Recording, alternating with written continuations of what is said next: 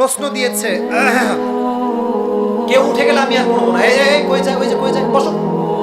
ওয়াদা করছো না, বসেন না কেন আপনারা? বসো বসো বসো।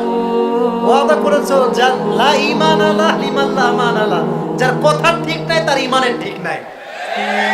এখন সিদ্ধান্ত আপনার হাতে। আচ্ছা, প্রশ্ন করেছে, লিখন নামে আমার একটা বন্ধু ভার্সিটিতে প্রেম করে। এটা কি প্রশ্ন রে? আচ্ছা, একটা মেয়ের সাথে সে প্রেম করে।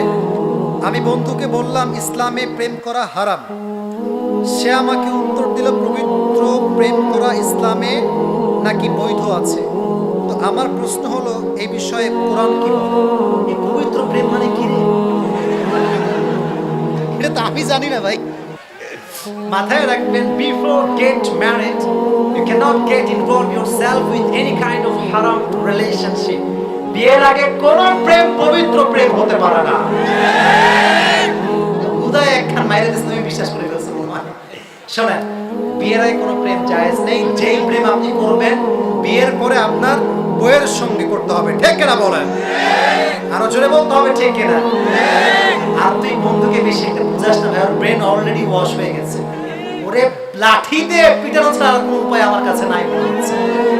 অনেক যুবক দেখবেন একটা নষ্ট মেয়ের প্রেমে পড়ে।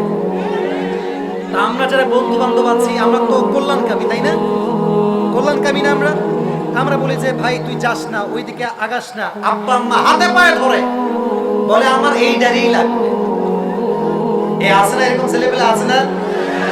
বাপের জীবনটা নষ্ট করে, এলাকার ভিতরে সম্মান নষ্ট করে দেয়। ঠিক কিনা বলেন? আবার অনেক মেয়ে আছে দেখবেন বিয়ে করবে একজনকে, প্রেম করবে আরেকজনের সঙ্গে। এরকম বাটপাই মার্কার লোক আছে না নাই? তোমার বন্ধুকে আমার এই ওয়াজটা, যেহেতু তুমি প্রশ্ন করেছো, একটু শোনায় দিও। আশা করছি তোমার বন্ধু আমার কথা বুঝতে পারবে ইনশাআল্লাহ। আচ্ছা, অনেক প্রশ্ন আসছে ভাই, এতগুলো প্রশ্ন আসলে পড়া পসিবল না। আর পাশাপাশি আপনারা 12:30 বাজতে যাচ্ছে, আর একটা প্রশ্ন পড়া যাবে? আমরা তো অনেক আগ্রহী ভাই দেখছি। লিল্লাহি তাকবীর। একজন বোন প্রশ্ন করেছে, আমার স্বামী পরকিয়া করে, পাশাপাশি সে একজন সমকামী। তারপর সে লিখেছে বেশ কয়েকটা, যেটাকে বলা হয় আমরা বলি তৃতীয় লিঙ্গ। সে লিখেছে তাদের সঙ্গে তার যৌন সম্পর্ক চলমান আছে। প্রায় 1.5 বছর ধরে সে এগুলো করে আসছে। নিষেধ করলে শুনে না, আবার তার মধ্যে কোনো অনুশোচনাও নেই। তারপরেও আমি তাকে প্রত্যেকবারই ক্ষমা করে দিয়েছি, কিন্তু আমি এখন চাই তার শাস্তি হোক। সে তার পাপের শাস্তি পাক। ইসলামিক বিধান ও বর্তমান সমাজ ব্যবস্থা অনুসারে এই পাপের জন্য তার কি শাস্তি পাওয়া উচিত দয়া করে বলবেন। আমার স্বামী এই মাহফিলে উপস্থিত আছে। আচ্ছা, সে লিখে দিয়েছে। না না, আওয়াজ করা যাবে না, আওয়াজ করা যাবে না। তার স্বামী উপস্থিত আছে মানে যে আপনাকে অপমান করবেন তা কিন্তু ঠিক না। কারণ আমাদের ভালোবাসা তাকে পরিবর্তন করতে পারে। পরিবর্তন করতে পারে কি পারে না? এখানে ইসলামের বিধান হচ্ছে একদম সরাসরি রজমের বিধান। পাথর মেরে তাকে হত্যা করতে হবে, এটা হচ্ছে ইসলামের বিধান। বাট আমি বিশ্বাস করি, আমার ভরসা আছে, সেই যুবক যদি এখানে থাকে আল্লাহ তাকে হেদায়েত দান করবে। জোরে বলেন আমিন। আল্লাহ তাকে তার বইয়ের মর্যাদা বোঝার তৌফিক দান করবে। আমার মনে হয় কি জানেন, একটা কথা আপনাদেরকে বলেই ফেলি। আসলে যেই যুবক বউ পাওয়ার পরেও অন্য মেয়ের সঙ্গে নিজেকে জড়ায়, এদের অনেক অনেক চরিত্রের সমস্যা আছে, অনেক সমস্যা আছে। একটা হচ্ছে একজন যুবক সিঙ্গেল, তার কেউ নাই। তার যখন একটা যৌবিক চাহিদা ওঠে, সে গুনাহ করবে, খুবই স্বাভাবিক, এই জন্য যে তার কাছে বউ নাই। এটা স্বাভাবিক হতে পারে, এটা হয়ে যেতে পারে যেহেতু বউ নাই।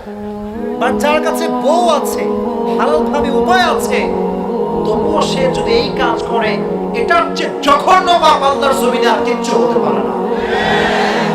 এটা কেমন করে দেখেছেন যে হিজরার সঙ্গে এগুলো বাজে সম্পর্ক।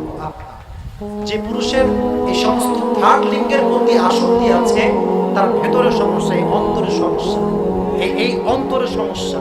আমি তার জন্য দোয়া করি, আল্লাহ তাকে পরকীয়া মুক্ত জীবন দান করুন। সকলে পড়ে আমিন।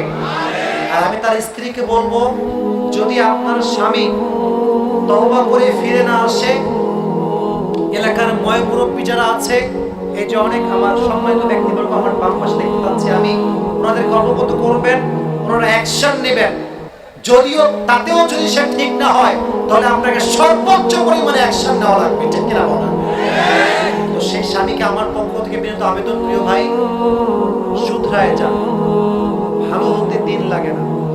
আর মাথায় রাখবেন, আপনি খারাপ কাজ করবেন 1 বছর, আল্লাহর আপনাকে ধ্বংস করতে 1 মিনিটের বেশি লাগবে না। 1 মিনিট আল্লাহ আপনাকে শেষ করে ফেলবে। আল্লাহ প্রত্যেকটা যুবককে এই সমকামিতা থেকে, এই সমস্ত পরকীয়া থেকে হেফাজত করুক। পড়লেন না আমিন?